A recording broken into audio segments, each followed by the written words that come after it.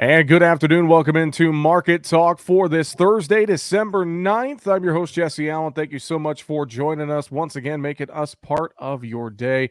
MarketTalkAg.com. That's our home on the web. That's where you could find us. All of our streaming sources, everything is located one-stop shop, MarketTalkAg.com. Well, we had a WASDE report today, the December report. Typically, not a lot comes out of that report, but there were a few things of note to talk about. Let's discuss. Let's bring in our good friend Brian Splitt with agmarket.net joining us today to go through all the numbers and the markets. Brian, great to have you back on. How are you, sir? Hey, great to be here, Jesse. Thanks for having me. Hey, Brian, let's jump right in. WASDE report, like I mentioned in the open, not a whole lot of changes. There were a few things out there that did get tweaked a little bit from USDA, especially on the global side. What's your reaction to the December report today? Yeah, expectations were for no changes to production and maybe some changes to demand. And so USDA left the domestic corn and soybean balance sheets alone. We did drop the imports on wheat by 5 million bushels, but we saw the stocks go up by 15 overall net. So I would say that is the first change to kind of the trend in the wheat reports. We've had a string of several months in a row with declining stocks and wheat bullish reports, and this would be the first one that I would consider bearish. And so part of that is we did see some increases in world production, and one of those would notably be Australia. I think part of this last leg higher on wheat after the November WASDE report had a little bit of a rally because of Australia and talk that it was too wet there, and that would bring in quality concerns. But instead, the Foreign Agricultural Service looked at vegetative health in Australia and said, no, we're looking at potential record production there. So I think that's what's kind of turned the corner in the wheat market over the last month or so. But then you had mentioned some of the other world numbers in the soybeans. Again, domestic stocks unchanged, but we did see the world stocks come down a little bit, and the bulk of that was from Chinese production. So I think that might have some of the participants in the market wonder if Chinese-owned domestic production was down a little over 2 million tons, if that might not bring in a little bit of support to the idea that they're going to come in and pick up a little bit more U.S. soybeans potentially before we get to the Brazilian harvest. Well, all in all, when the dust settled on Thursday, I mean, quartered soybeans were up just moderately, really 2 to 4 in both complexes. Wheat, we saw plenty of double-digit losses there. And do you think with the wheat market today, on top of that report, maybe we had pressure yesterday as well in the wheat market. Do you think we even got a little bit of follow through there as well, combined with the report numbers? Yeah, so one of the things that we were looking at yesterday in our technical commentary that we do Wednesday afternoons, we were looking at the Chicago wheat market, mainly from a new crop perspective, as most of our clients are producers that are out of their old crop wheat production and are focusing on new crop at this stage. And we were looking at a potential for a head and shoulder top to be forming in winter wheat. The market did come down to what I would suggest is pretty major support on the July contract in this 770 level, and it did hold it today. So if we could get a little bit of a bounce off of that area, that would look good for a little short-term short covering. But we just watch this wheat market. We've had a string of some of these sessions where we've had these outside days where we'll trade above a previous day's high and then close below the previous day's low. When you get those days, that has set the stage for a few more days of selling. So I would say that if you're a producer and you're looking for a little bit of a bounce to sell, we did hit support today. We couldn't get through it on the weakness, but keep an eye out for those outside days down because they've generally led to some additional follow-through selling afterwards. On the soybean market, I'd love your thoughts. We continue to kind of see the meal and oil markets diverge again today. What's your thoughts there, and how that could play into our soybean market as we move forward towards the end of the year now? Yeah, Jesse, you had mentioned the oil and the meal. Coming into the report, especially yesterday, there was a lot of that type of trade where unwinding of the short meal, long oil trade. Oil was down sharply, meal was up yesterday. We had kind of an unwind of the wheat versus corn and wheat versus beans, where generally in the last month or so, wheat has been very strong relative to the two. That has been unwound into and on this report. And then you look at winter wheat versus spring wheat in the last month. We've had winter wheat really outpace spring wheat on the way up. And so there was a large unwind of that yesterday. So I think as we get to the end of the year, we are seeing some of these, buy one thing, sell another type trade is being unwound, and they're getting out of those positions as we square up into the end of the year. One of the things that we're going to be looking at for the meal market is the continued concern about dryness in Argentina. And if that does persist, that is going to be something that is going to affect the meal availability globally. Argentina does not sell the soybeans, they crush them and then sell the product. And so if we do see concerns about Argentina's crop, I think that would be something that could continue to support the meal. And if they want to buy meal because of that, you're probably going to continue to see an unwind of the meal versus oil spread. Well, you mentioned South America in there, and I'm going to pivot to that. Typically, as we move to the January report, that's when we're going to get, not only ideas on final U.S. production, but also get some ideas on South America production typically. And obviously, with the dry forecast that is in South America right now and trending drier, that's definitely something we're going to have to keep a real close eye on the next couple of weeks. And in your thoughts, if we stay dry here through Christmas and into the new year to that January report, do you think we could see some fireworks moving ahead? Well, any kind of dryness is going to be a catalyst for potential fireworks. So far, when you look at the world numbers, the USDA did make a small revision to Uruguay. It was 500,000 tons.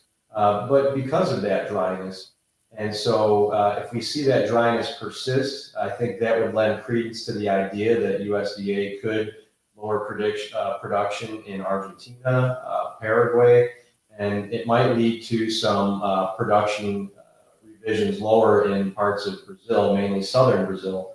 Now, the problem with that is that in the short term, the stuff that was planted early in central and northern Brazil that will be available a little earlier looks about as good as it ever has.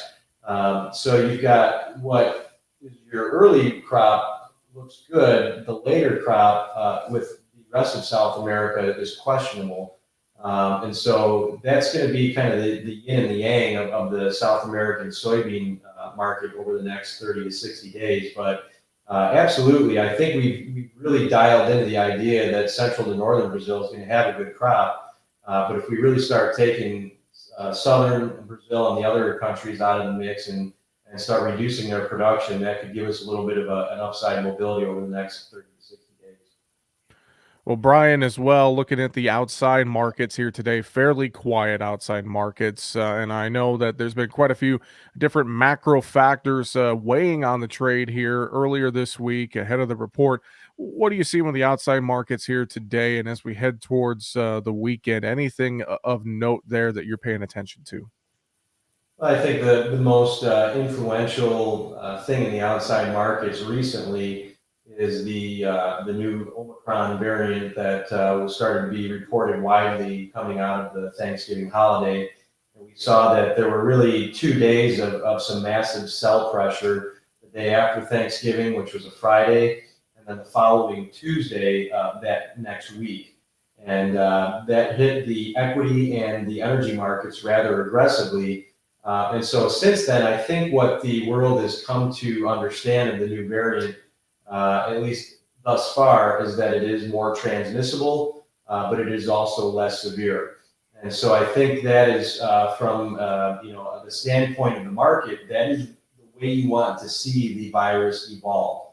That's typically how viruses evolve is in order to survive, they will spread easier, but again, the symptoms will be less severe. So that's good news. And I think that's why we've seen such a strong recovery You had the Dow recover a little over 1,000 points in 2 sessions. And to me, it's because of the world is kind of realizing that that could very well be the case. And that's the step that we need to see to get us towards more of an endemic stage instead of a pandemic stage. Brian Splitt with agmarket.net, our guest today here on Market Talk. Let's go over to livestock, Brian. Looking at the weekly export sales report, marketing year low for beef, just a dismal report. And futures trade today, I mean, it was all in all just slightly lower. I would say to moderately lower in live cattle and feeder cattle trade, and cash country, and maybe not getting the higher prices we thought this week. Overall, just felt like a pretty rough tone to the cattle market today. It was, and part of that, I think the feeder market, I was watching that leading up into the report. Corn was making some highs earlier in the session and prior to the numbers. The feeder market was backing off. After the numbers were released, the corn market backed off. Feeders tried to bounce a little bit, but then as corn recovered, feeders backed off again. And so what I'm looking at on the live cattle right now, you mentioned the cash. Maybe the cash could get a little bit ahead of itself. We'll see if there's any change there. But when I look at the chart, so the live cattle and the feeder cattle are both markets that also saw some aggressive selling after that variant. And so some things to be mindful of. February live cattle has been in a nice uptrend since the lows in October. We did close below that uptrend today. So now the next thing that I think we really need to watch for is that low that we had from the Omicron variant selling. That was just above 137 on February. So if we end up taking out 137 to the downside, we're kind of taking out that major spike low. We violated the uptrend, and that could lead to some additional technical selling. Similarly, in the feeder cattle, we've got those spike lows, and I've been watching the April feeders. We've got some lows that we've been holding rather consistently just above the 167 level. And so again, similar to the live cattle, if we end up breaching those 167 plus lows and we start to see the other side of 167, I think that would bring in some additional technical selling there. But until we do that, I want to see how this corn market reacts up here, because we're up against the 6-hour resistance. And I tell you, if we can get through 6, that chart's going to look really, really bullish. But until it does that, you've got feeders at support and corn at resistance. So I'm anxious to see how this pans out over the next few weeks. I would agree with you on that one. A lot to pay attention to there. On the hog side, the export sales weren't great. They weren't horrible, but they weren't great. Yet this cash hog market really finding some support, and that helped out the futures trade in hogs today, up triple digits. Really felt like a good day for hogs on Thursday, Brian. It was, Jesse. Had some good triple-digit gains, as you had mentioned. It looks like we may have potentially put in a good swing low on the lows yesterday. I think something I'm going to be looking at on the April lean hog contract is maybe buying a slight pullback towards yesterday's highs and risking below yesterday's lows. So, I think anytime you can risk one day's bar as far as your risk, that should be somewhat reasonable for a risk reward. I can tell you that lean hogs have several dollars to go to the upside before we would potentially hit resistance up in that 88 area. And I think, seasonally, we could see this market start to recover at these levels and make it turn higher. Brian, any other final thoughts you have for us? Anything you want to reiterate from today's report, or just anything else you see with the markets that folks need to consider? What we've been talking about from a marketing standpoint, Jesse, especially in corn, is the lack of carry, strong basis. And so any producer that has the desire to make some cash sales, if they need some more income or wants to take some more income in before the end of the year, sell the good basis, sell the strong futures. And we've been putting ourselves in a position with July options because there is not carry in the market. So you could buy options off of July, and those contracts are trading just a couple cents above the March. We're focused on the $6 call strike price for the anchor of our ownership. Again, if we get through $6, these charts are going to look very friendly. Maybe selling some calls up in that 750 area to help pay for that position, and really just put ourselves in a position where we know what our risk is on those bushels for corn. We'll have several months to potentially take advantage of a breakout to the upside on inflation or a friendly quarterly stock report in January. And so looking at the January quarterly stock report, this is the type of report that will have a large impact the day of the report and most likely for the next several months to come. When you look at the January report last year, corn was limit up on that report, and it was limit up on the March quarterly stocks and the June quarterly stocks. So it really kind of set the stage for the next two quarters of corn trade. And I think that's going to be a similar statement as we look at the outcome of this next January report. Well, Brian, great stuff as always. And if folks need a little advice with their marketing, I know they can reach you and the team at agmarket.net very easily, can't they? Yes, agmarket.net is the website, 844 for agmarket, so 844-424-6758. You can reach me directly at 815-665-0463. And as well, they have the app you could download on your smartphone, and that's at agmarket.app. Brian Splitt with agmarket.net. Appreciate you joining us here on this Thursday. Thanks so much for the time, and have a great weekend, sir. You too, Jesse. Appreciate it. Thank you. Brian Splitt with agmarket.net joining us here on Market Talk for this Thursday, December 9th. That's going to do it for the show. Find us, markettalkag.com. I'm Jesse Allen. Have a great afternoon.